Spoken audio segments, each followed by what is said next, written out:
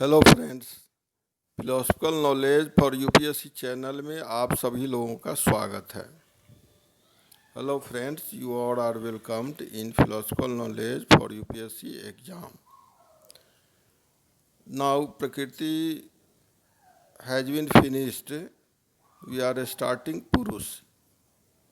Second ultimate reality of Sankhya is Purush. It is just like Jiva of Jain and Atma in another Indian philosophy. Characteristics of Purush are as follows.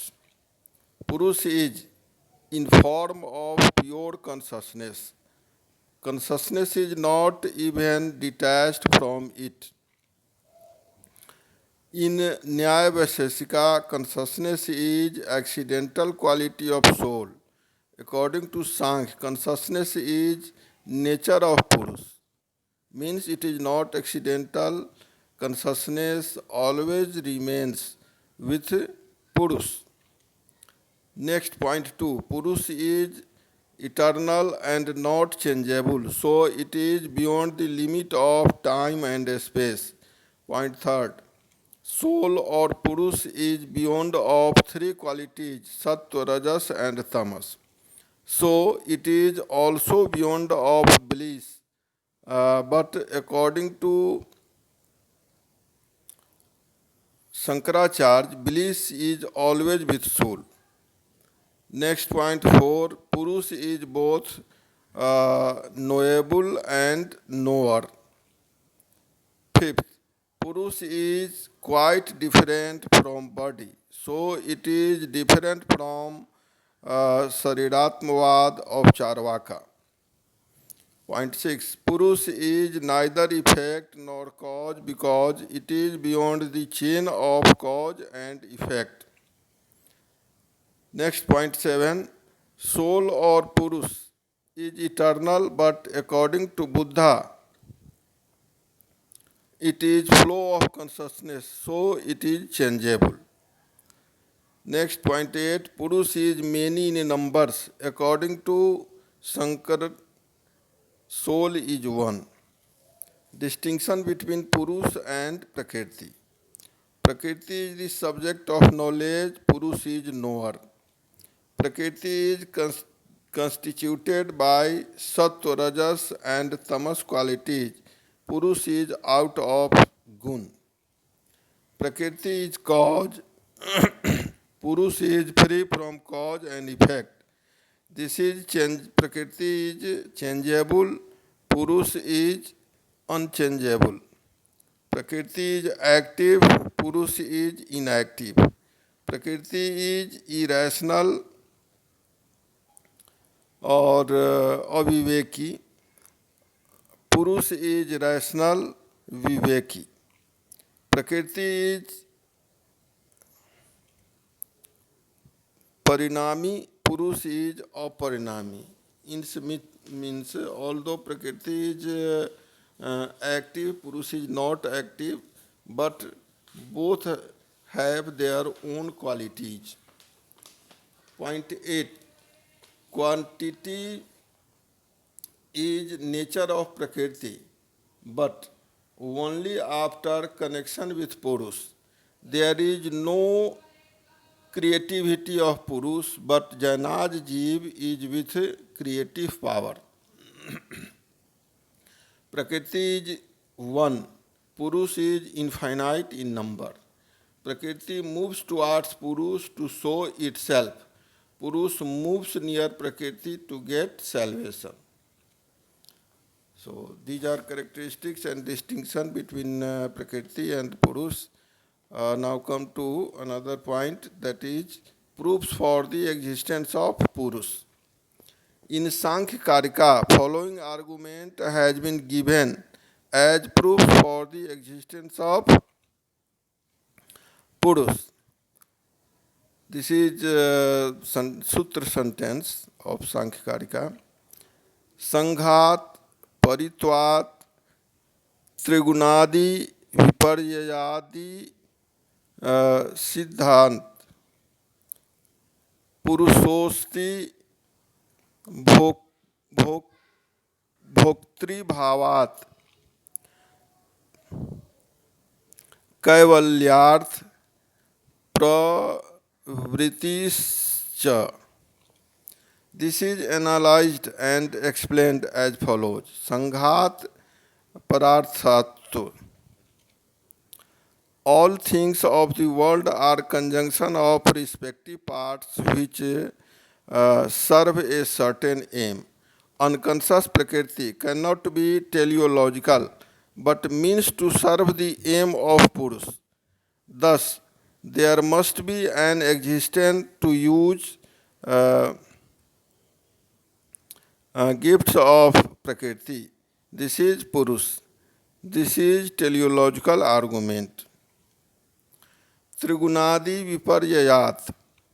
All things are related with three fundamental qualities of Prakriti which refer the existence of Purus, which is out of qualities. Purus is the natural spectator of qualities. Thus, Purus is proved as the spectator of Prakriti. This is logical argument. Next, adhisthanat. All worldly things refer a conscious existence to be circulated because worldly things are unconscious and cannot be self-circulated. Prakriti cannot circulate since it is unconscious. Only Purus, a conscious existence which has knowledge of all things, can circulate worldly things. This is undoubtedly Purus. This is known as ontological argument. Bhoktri bhavat. Things of the world cannot enjoy themselves since they are unconscious.